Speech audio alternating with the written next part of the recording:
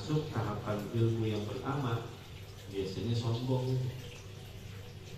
Seperti orang yang baru belajar karate, baru belajar silat, sejurus, dua jurus, itu biasanya ngajakin orang berantem dulu. Lagunya banyak banget. Tapi kalau dia udah masuk tingkatan ilmu yang kedua, nanti dia rendah hati. Nanti ketika dia udah masuk kepada tingkatan yang tertinggi dari ilmu, maka dia merasa seolah-olah gak punya apa-apa. Karena ilmu hakikatnya adalah pemberian karunia titipan dari Allah Subhanahu wa Ta'ala.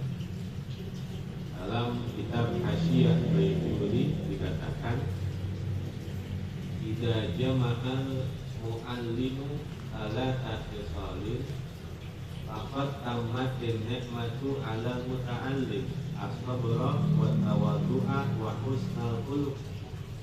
Apabila seorang guru memiliki tiga sifat ini, maka sungguh akan menjadi kenikmatan yang sempurna yang akan diraih oleh seorang murid, yaitu apabila guru itu memiliki sifat penyabar, guru itu memiliki sifat rendah hati, guru itu memiliki sifat akhlak budi pekerti yang baik. Sabar, rendah hati, budi pekertinya baik. Kalau punya guru yang memiliki tiga sifat ini, maka menjadi kenikmatan yang sempurna untuk seorang murid. Wa idza jama'al muta'allimu ala taqisalin faqad tammat ni'matu 'alal mu'allim al-akhlaq wal adaba wa husnal fahmi. Dan apabila tiga sifat ini ada pada seorang murid, maka akan menjadi kenikmatan yang sempurna untuk seorang guru. Kalau ini murid punya tiga sifat ini, maka guru mendapatkan kenikmatan yang sempurna, yaitu kalau punya murid cerdas. Yang kedua, kalau punya murid sopan. Kalau punya murid daya pahamnya baik. Kalau muridnya cerdas, sopan, daya pahamnya baik, maka ini menjadi kenikmatan yang sempurna untuk seorang guru. Nah, Mansur bin Ammar dihikayatkan annahu wajada ruk'atan fit tariqi, bahwa dia mendapatkan satu lembaran kertas di jalan, fiha maktubun bismillahirrahmanirrahim fa aqadaha. Di dalamnya terdapat tulisan bismillahirrahmanirrahim. Fa aqadaha, maka beliau mengambilnya. Itu tulisan yang terdapat lafaz bismillahirrahmanirrahim, kalimat bismillahirrahmanirrahim diambil.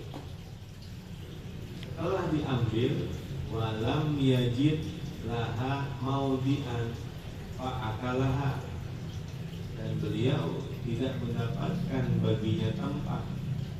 Buat nyimpen gak ada, buat taruh gak ada. Ditaruh di mana ini ya? Fa'akalaha, maka beliau pun memakannya. Jadi tulisan bismillahirrahmanirrahim dimakan, makan. Karena nggak ngelihat, karena nggak punya lagi tempat, nyimpen di mana ini, takutnya nanti tercecer. Akhirnya udah simpan aja di tempat yang aman, yaitu dimakan. Jadi tulisan bismillahirrahmanirrahim dimakan, ditelan begitu. Faro'a bin Naumi, maka dia bermimpi di dalam tidur.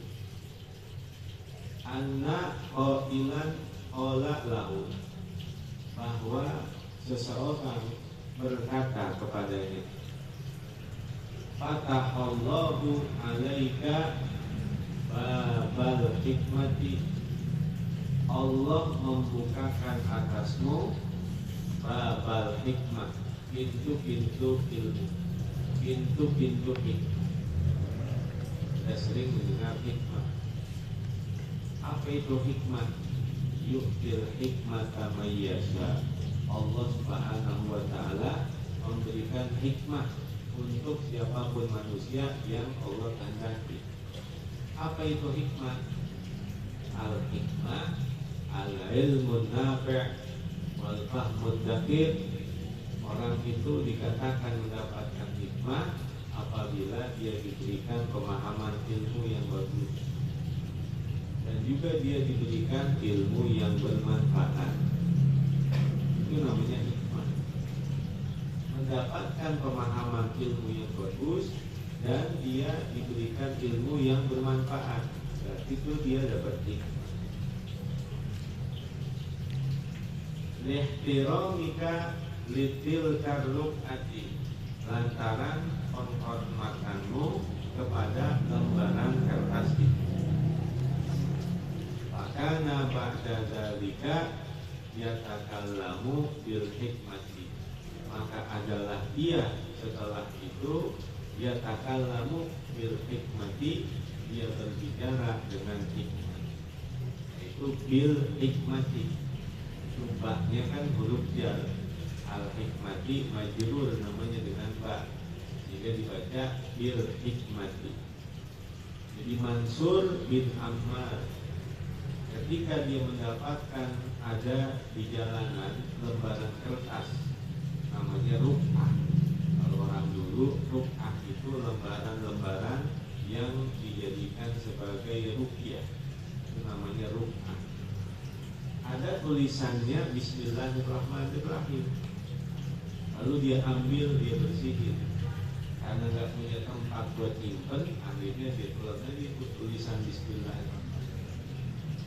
Maka di malam hari dia bermimpi ada orang yang berkata kepadanya, Fatahallahu alaika babal hikmah, Allah bukakan untukmu pintu-pintu hikmah lantaran penghormatanmu kepada lembaran kertas itu yang terdapat di dalamnya Bismillahirrahmanirrahim. Maka benarlah sejak saat itu beliau Mansur bin Ammar setiap kali berbicara pasti berbicara tentang ilmu.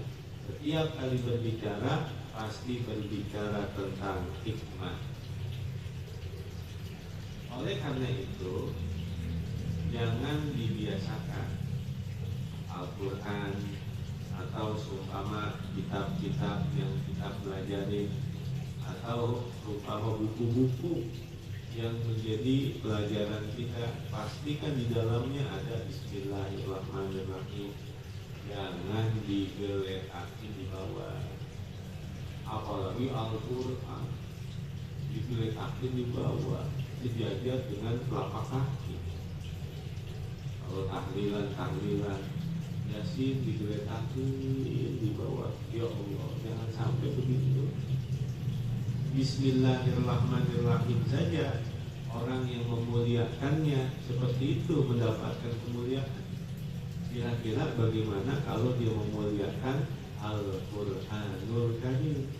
Ini adalah satu hal yang menjadikan manfaat buat diri kita, karena menghormati Al-Qur'anul Karim, jangan taruh di bawah.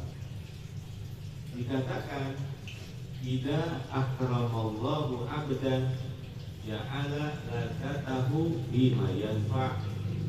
Ketika Allah Subhanahu wa ta'ala menghendaki seorang hamba itu menjadi mulia dan terhormat, maka Allah akan menjadikan kesenangan hamba tersebut adalah melakukan sesuatu yang bermanfaat. Jadi kalau Allah menghendaki manusia ini jadi manusia mulia, jadi manusia terhormat, jadi manusia yang agung, maka ciri-cirinya Allah Subhanahu wa ta'ala membuat kelezatan dan kecintaan manusia itu melakukan sesuatu yang manfaat. Artinya apa? Man kana lahu malun falyatasaddaq bimali. Kalau dia memiliki potensi harta, maka berikanlah manfaat buat manusia dengan hartanya. Wa man kanat lahu quwwatun falyatasaddaq biquwwati. Orang yang memiliki potensi kekuatan, maka berikanlah manfaat untuk umat manusia dengan kekuatannya. Wa man kana lahu ilmun falyatasaddaq bi ilmi. Orang yang memiliki potensi ilmu, maka berikanlah manfaat kepada umat manusia dengan ilmunya.